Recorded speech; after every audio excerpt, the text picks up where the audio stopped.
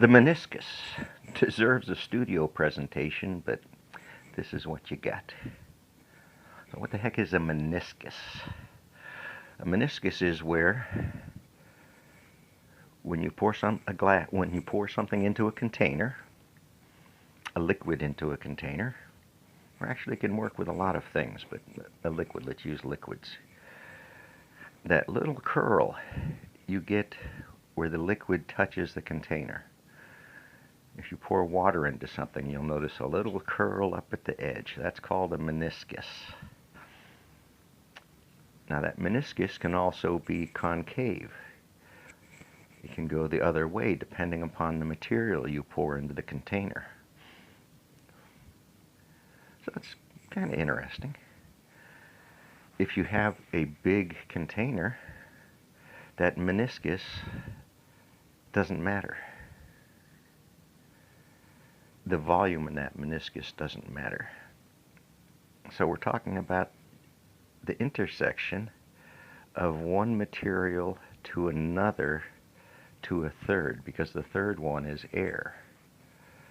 So you've got water in a glass container and air. You have three components in your silly thought while you're trying to cook something in the kitchen, right? Because you worry about this meniscus. But really it's a glance by, depending on what you're measuring. The difference is so small if you look at the meniscus or not, that maybe it doesn't make a difference in your recipe. So, not too worried there. Now let's go into the lab in that meniscus. I mentioned that the shape of the meniscus tells you something. The material, whether it's glass or metal it's against, tells you something. And then there's a third take for granted component of the air pressure and whatever's in the air. So we know that water, when it sits out, it goes flat, which means all the air bubbles in the water get released. And that is a volume of air. It's a measurable volume. So if you measure flat water versus stirred water, you could have some fun. Spend a lot of time in a precision lab trying to find the difference. So you don't worry too much about that meniscus thing. Like I said, in the lab, when you start dealing with pipettes, those are very thin tubes. And when you look through a pipette, if you're using it for volume measurement, they are engineered little glass tubes.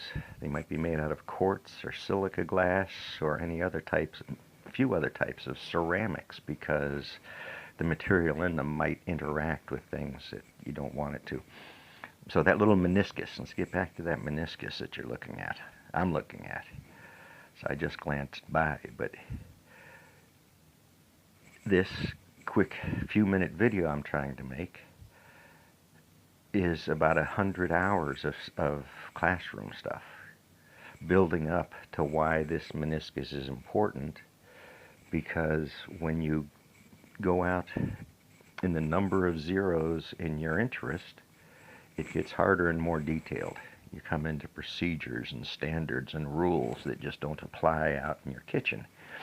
So that little meniscus can tell you a lot. If you look at the meniscus and you see it's misformed for what you think the liquid is, it's just an indicator, it's a hint.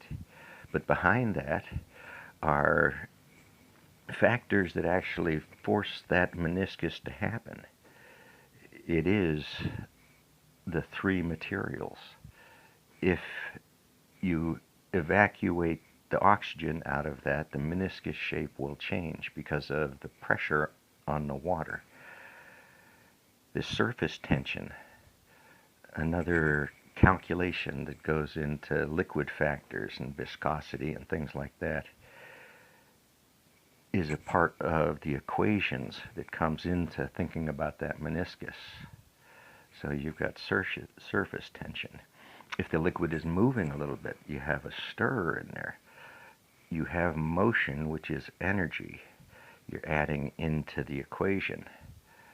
And now the meniscus is moving around, but it's still there. inside that meniscus is a thing called capillary action. It's what makes trees, allows trees to grow.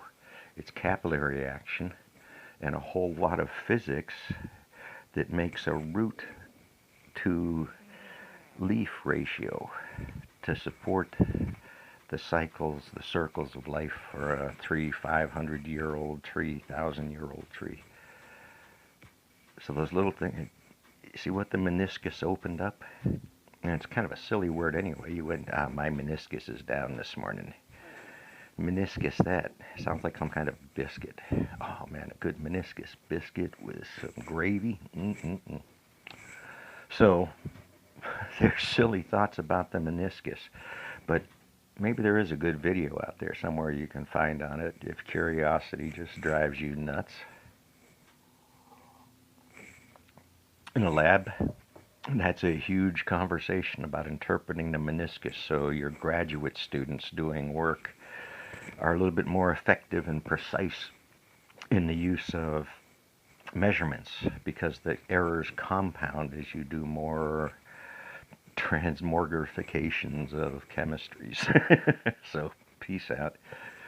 Now you know a little bit more than you needed. Thanks.